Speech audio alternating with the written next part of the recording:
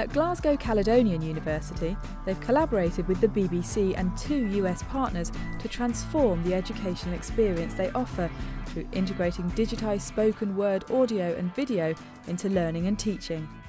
We began to look for richer resources which we could put in repositories in remote libraries where students could search for themselves and find materials.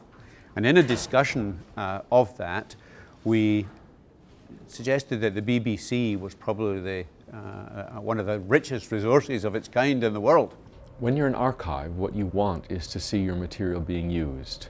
Audiovisual collections have notoriously had difficulty with access, especially for higher education and serious research purposes.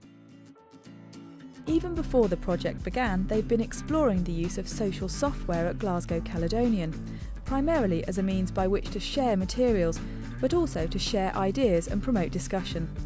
It was natural that spoken word services would continue to develop the trend, encouraging students to write on and for the internet. The beauty of the blogs is it's this really nice WYSIWYG, what you see is what you get interface, where from scratch really, without any technical knowledge, students can just start writing. And so all the focus is on the content and the process. And it's about, I think, a reflective process. It's a journey of self-discovery in some ways.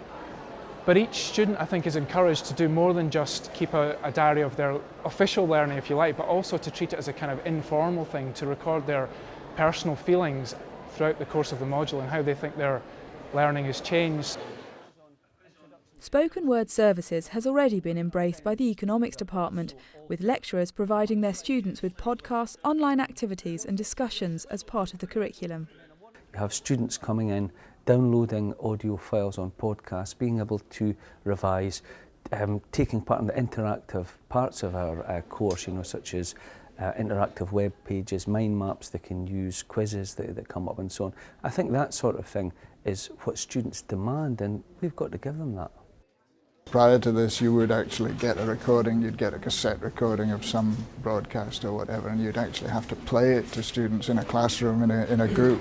I think being freed from that and having the possibility that students in their own time, multiple, can listen to things of their own choosing, it just frees up what you can do in the class discussion time apart from anything else.